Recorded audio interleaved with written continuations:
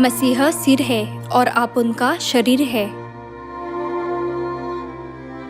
जब तक एक व्यक्ति जीवित है, शरीर के सभी अंग सिर द्वारा निर्देशित किए जाते हैं। उसी प्रकार यह परमेश्वर पवित्र आत्मा है जो आपको निर्देश देते हैं ताकि आप स्वर्ग के राज्य में प्रवेश कर सके। पवित्र आत्मा परमेश्वर ने आपको आशीष देने के लिए सब्त के दिन के बारे में सिखाया और उन्होंने आपको फसह के बारे में सिखाया ताकि आप आपदाओं से बच सके, अनंत जीवन पा सके और स्वर्ग के राज्य में प्रवेश कर सके। बाइबल कहती है कि वह उद्धार के लिए दूसरी बार प्रकट होंगे। पिता आनसाउंग जी वह है जिन्होंने आपको सिखाया कि अनंत जीवन प्राप्त करने के लिए आपको सबसे ज्यादा क्या चाहिए। क्योंकि वे सभी वचन जिन्हें पवित्र आत्मा निर्देशित करते हैं, आज्ञा देते हैं और अनुरोध करते हैं, जीवन है, इसलिए आपको पवित्र आत्मा की आवश्यकता है। परमेश्वर की संतान के रूप में आप केवल तभी आशीष प्राप्त कर सकते हैं जब आप परमेश्वर के पवित्र आत्मा की खोज करते हैं।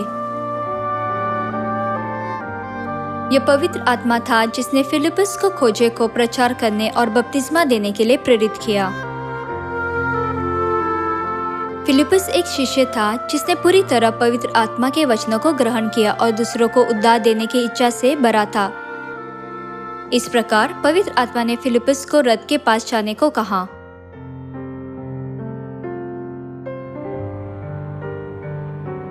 जब पौलुस प्रचार कर रहे थे तब परमेश्वर ने लुदिया का हृदय खोल दिया ताकि वह पौलुस का संदेश सुन सके।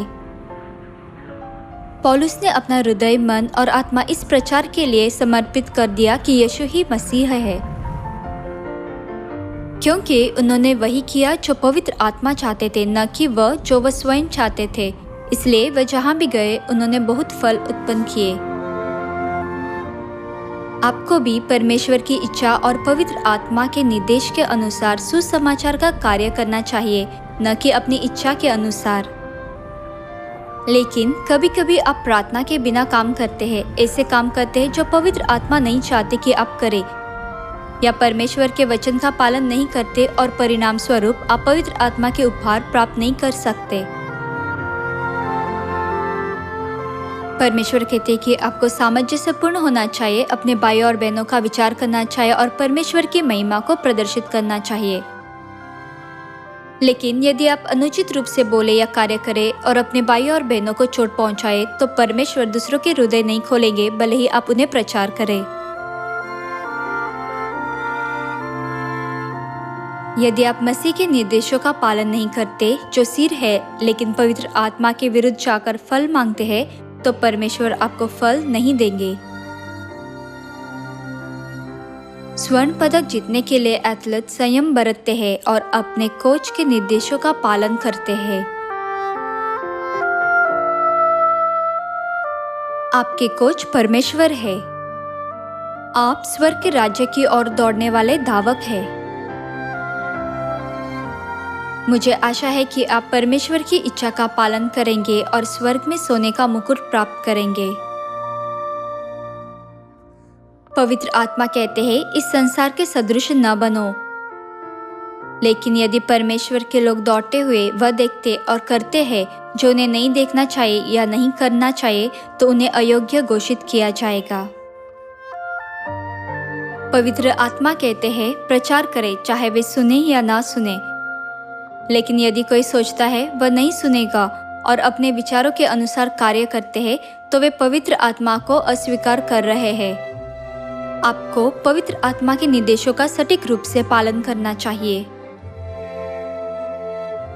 कृपया विश्वास की दौड़ में दौड़े और अंत तक पुरस्कार प्राप्त करने के लिए हर चीज में आत्मनियंत्रित रखें।